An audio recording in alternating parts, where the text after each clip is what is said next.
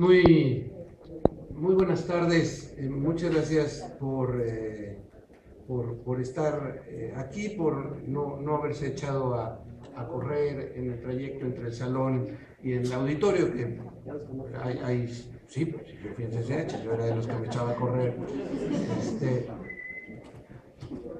Gracias por llegar aquí.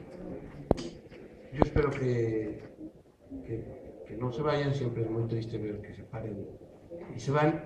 Si se duermen, eso querrá decir que se ha podido establecer un vínculo muy fuerte entre el conferencista y el público, porque es bien sabido que uno solo se duerme cuando está en confianza. Si uno cree que le van a hacer algo, no se duerme, ¿no? Entonces, si se duermen, va a significar que los que estamos aquí arriba, podido despertar su confianza. Nada más no ronquen para no molestar al de juntos. Como doy clases, yo soy testigo de que cuando uno es profesor tiene una especie como de vampirismo. Ya se los habrá dicho algún profesor, ¿no? Que es que uno da clases y entonces les quita a ustedes la energía. Ustedes llegan a la clase suponiendo que tienen mucho que aprender del profesor y en algunos casos así es, pero lo que siempre sucede es que de parte del profesor, que también aprende de los alumnos, sobre todo lo que nos sucede a los profesores es que nos llenamos, nos contagiamos, nos pegan, hablando del título del ciclo, ¿no? Nos pegan ese exceso de energía que se tiene. ¿Qué tienen ustedes? 16, 17, 18 años, por ahí andan, ¿no? Más o menos. Ese exceso de energía que se tiene a esa edad. Por eso yo, hablando de quienes se quedan dormidos, sigo sosteniendo, señor director, que cuando uno es profesor debe ponerles 10 a los que se quedan dormidos en la clase, porque es a los que más energía uno les ha quitado. Y entonces quedaron absolutamente exhaustos al borde del desmayo. Que los que están más despiertos son los más envidiosos, que no quieren darnos de esa energía. Me da muchísimo gusto estar hoy con ustedes. Muchísimas gracias, señor director. Es para mí un honor compartir esta mesa con ustedes. Le confiaba que la última vez que fui a la dirección en un CCH me iban a correr. Así es que me da mucho gusto que la vida dé vueltas y pueda yo hoy venir en otra condición. Y muchísimas gracias a Adriana Cortés, de esa gran dirección que tiene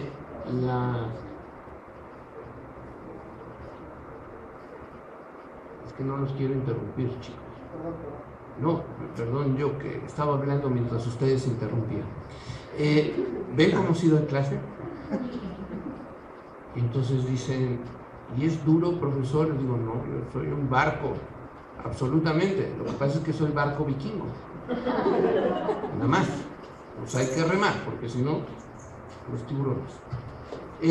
Les contaba porque es importante me parece que es importante que lo sepan. La UNAM no solamente es la institución educativa más importante del país y probablemente de América Latina, sino además es una institución cultural con todo lo que eso significa. ¿Dónde está la frontera? ¿Dónde está la diferencia entre ser una institución educativa y ser una institución cultural? La institución educativa forma, da clases, da títulos, da grados, enseña, transmite conocimiento, hace investigación. Eso hacen las instituciones educativas y la UNAM lo hace muy bien. Las instituciones culturales, además de eso, forman ciudadanos, transmiten valores, permiten reflexionar, constituyen identidades. Y la UNAM, consciente de esto, tiene una dirección de literatura que no depende de ninguna facultad, no depende de ningún CCH, no depende de ninguna preparatoria, sino su tarea es hacer libros que puedan circular y que puedan tener una lógica distinta a las editoriales comerciales. Las editoriales comerciales tienen como punto central, como elemento central, el poder tener una ganancia, el poder ser un negocio. La calidad del libro está en función de si el libro se puede o no se puede vender. Y lo vendible no siempre va en relación con aquello que puede tener calidad o que puede tener trascendencia.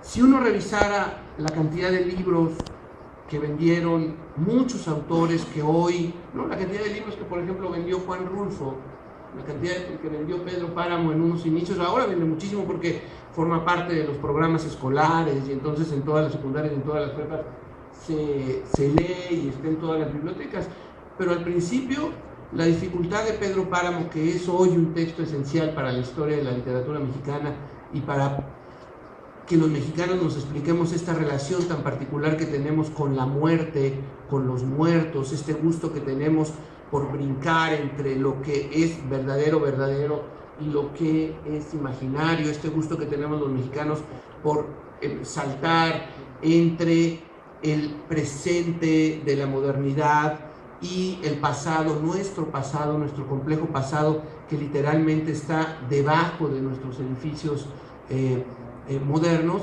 Bueno, es este libro que nos explica y que nos permite saber quiénes somos en el mundo, fue editado por una institución cultural que se llama el Fondo de Cultura Económica, que es una editorial cuya tarea esencial, en buena medida, es poder editar libros que no tendrían cabida, que no serían editados por editoriales que tienen como único referente la ganancia.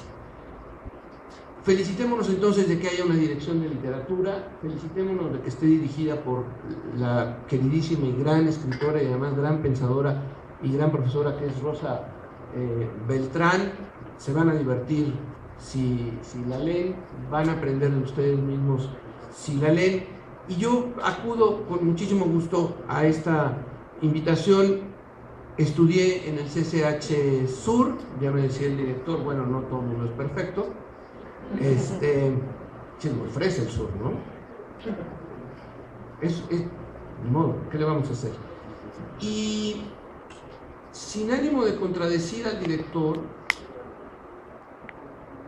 en donde él muy generosamente decía, el profesor Tenorio fue CCHero, pues yo les tengo una noticia, uno nunca deja de ser CCHero. Y no solo porque parte de mis amigos nunca salieron, ¿no? Yo sí, ya le platicaba al director, hice el curso normal, o sea, 4 años. Sí, porque está en intensivo, ¿no? Si eso solo para los que son muy clavados, los que no vinieron a la conferencia. Uno nunca deja de ser CCH. El CCH, y esa es otra marca que tiene la UNAM, y miren que ahora tengo muchos años vinculado a la Ibero, donde soy profesor, donde he sido director de la Facultad de Letras, pero siempre reconoceré a la UNAM como una experiencia de vida. La UNAM, insisto, no es solo una escuela. En la UNAM a uno le ocurre la vida. Uno descubre el mundo, uno se enamora o uno se desenamora, uno encuentra caminos, uno encuentra amigos, uno encuentra cosas, oye sobre cosas a las que no hubiera tenido acceso si simplemente hubiera hecho la prepa, si simplemente hubiera hecho los 3 años de después de la secundaria. Y en particular, el CCH, por lo que representa como proyecto, por la apuesta que tiene a la libertad de pensamiento y a la posibilidad de que los estudiantes construyan pensamiento por sí mismos, se vuelve una escuela para la vida. No sabemos qué vayan a hacer ustedes, a lo mejor y tienen un destino infausto, a lo mejor y los vientos son oscuros y terminan como director de una institución del Conaculta.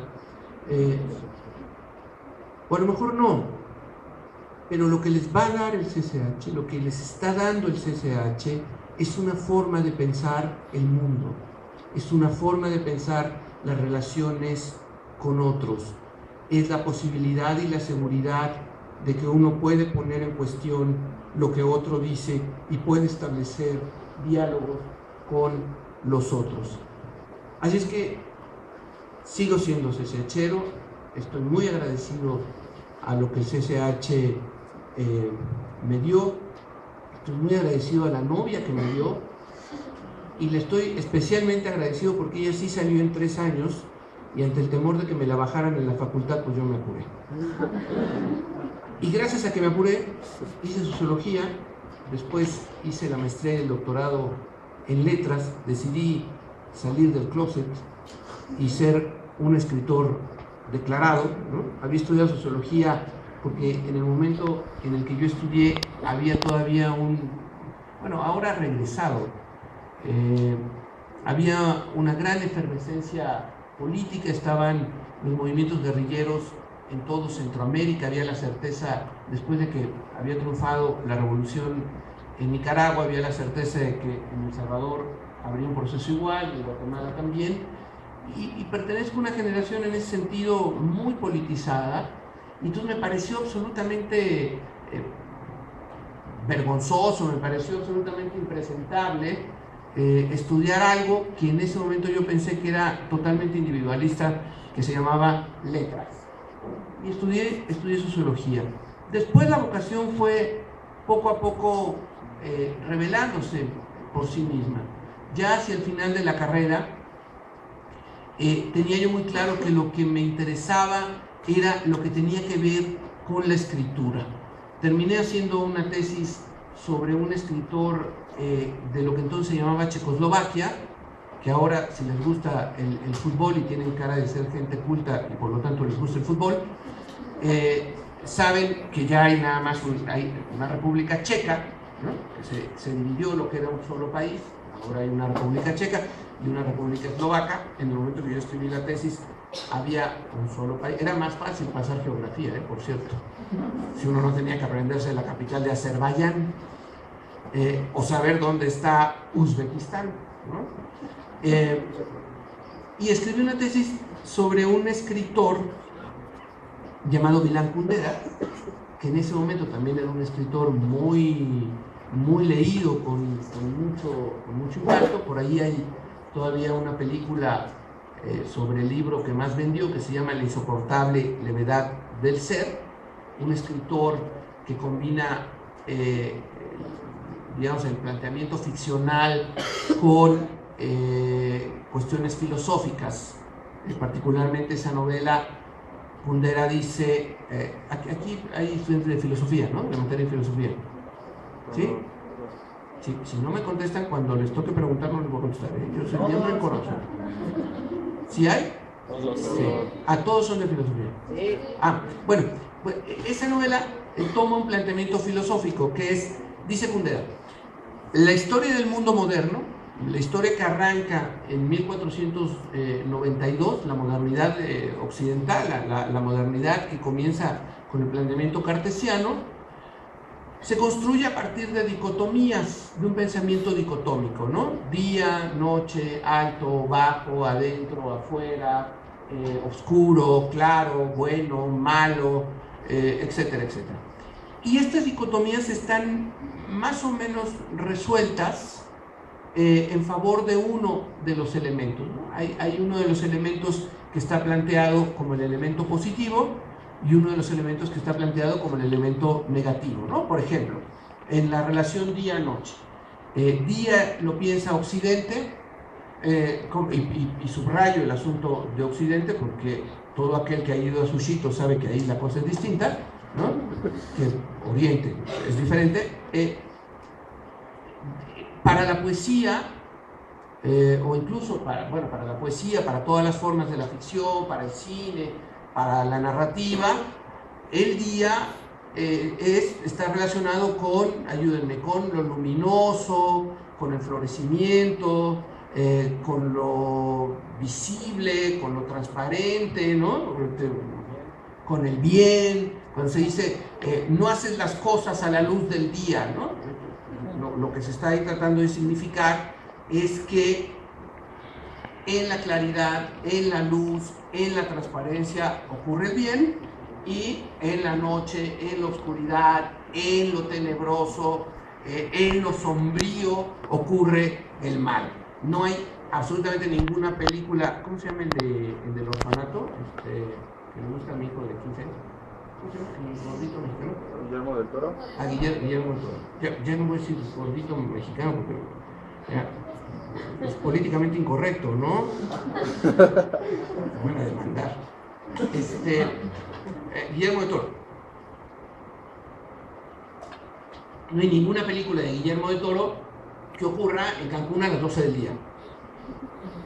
Todas ocurren en escenarios sombríos, lúgubres, alejados, sótanos, espacios estrechos, etc.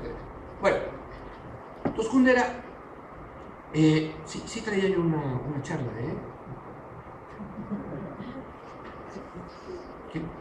de aquí a las 10 no tiene nada que hacer, ¿no? No me invitan mucho, y además, como soy burócrata, menos, porque me ven con mucha desconfianza. Yo creo que me van a invitar porque como ya se va a acabar el sexenio, por eso me están invitando. Bueno, entonces Kundera toma... No. Como dice mi señora, no le crean nada, es novelista. Cuando yo digo, me dice, ¿tu esposa cuándo te enamoraste de ella? Desde que teníamos 8 años. Entonces ella voltea furiosa y le dice, no le crean nada, es novelista. Todo es ficción en él. Ya yo no pregunto por los hijos porque no es así. Bueno, Kundera dice, pero hay una dicotomía que es levedad-peso que no está resuelta. ¿Dónde está puesto el acento del bien en la levedad, en la relación entre levedad-peso? ¿Qué es? ¿A qué tenemos que apostar? Si uno es demasiado leve en la vida, si uno es demasiado... ¿Todavía se usa la palabra alivianado? ¿Sí? Es una gran palabra, No, de verdad lo digo, porque es como muy clara, es como se puede hasta como tocar, ¿no? No necesita explicación. Si uno se pasa de alivianado, si uno se pasa de leve, entonces se lo lleva el viento de la vida. Si uno se pasa de pesado,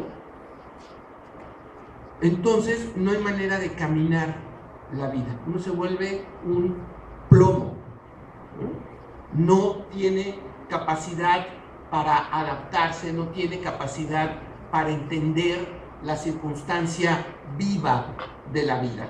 Y entonces, de pronto, yo también he padecido, y si quieren hacemos una asociación civil pro defensa de los asistentes a conferencias plomizas, ¿no? de incluso amigos míos, que de verdad, sea el auditorio que sea, ellos leen. Ellos agarran y dicen... O la otra parte, que es cuando uno acude a una conferencia y entonces pues no entiende muy bien de qué va, no es el caso, espero, porque el asunto es demasiado leve. A partir de este planteamiento, Kundera construye una de las grandes novelas del último cuarto del siglo XX, que se llama La insoportable levedad del ser. Y la sitúa en una circunstancia histórica. Aquí también hay estudiantes de historia, ¿no? De la materia de historia. Claro. ¿Sí? Sí.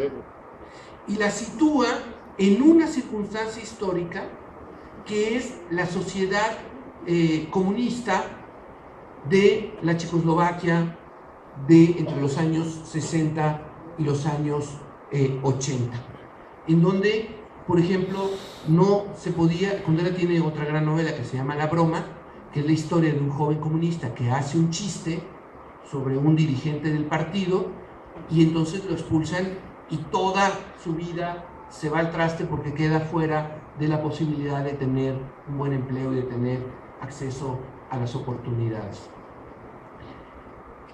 De este autor hice la tesis de licenciatura. Es una tesis que propone una lectura sociológica de la obra ficcional, y se los cuento porque al final está en uno la posibilidad de encontrar qué es de lo que estudia aquello que nos interesa, aquello que nos mueve y aquello que nos dice cosas sobre nosotros. O sea, el sentido de aprender sobre Kundera, o el sentido de aprender historia, o el sentido de leer a Parménides, o el sentido de aprender matemáticas, si no está conectado con uno, si no está conectado con lo que a uno le está pasando y a uno le importa, entonces no va a tener sentido, no va a tener lugar y no vamos a tener posibilidad de acomodarlo.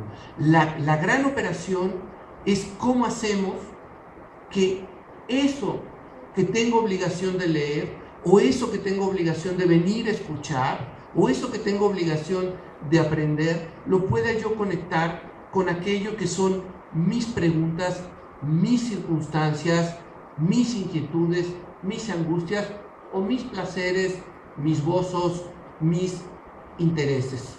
Si no hacemos esta operación, el conocimiento va a ser una cosa, créanmelo, realmente lejana, aburrida, sin sentido. En la medida en que lo podamos ir incorporando a lo que cada uno de nosotros somos, va a tener mucho mayor sentido. Ahora sí, 72 páginas, pero leo rápido. No voy a leer. Hace muchos años, les digo a mis alumnos, cuando uno, esto de que pasen los años de la vida, es como pasar al Salón de la Fama, ¿no? Que es uno habla solo en pasado y los periodos van siendo cada vez más largos. Ninguno de ustedes puede decir hace 25 años. Bueno, sí lo puede decir, pero no sobre ustedes mismos. Bueno, puede decir, hace 25 años yo no era ni un rozón de mano.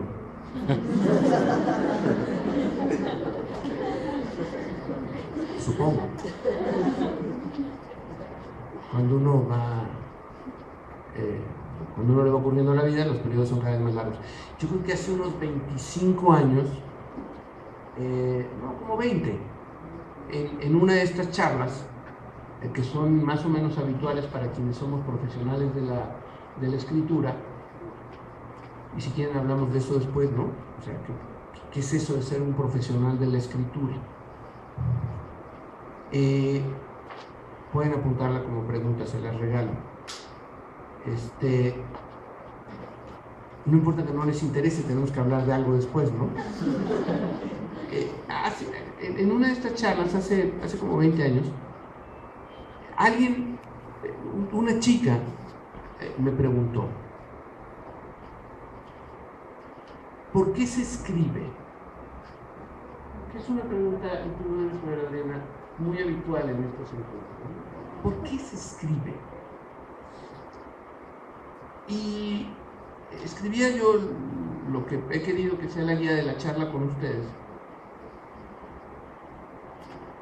y descubrí que sigo preguntándome hasta la fecha, ¿por qué se escribe?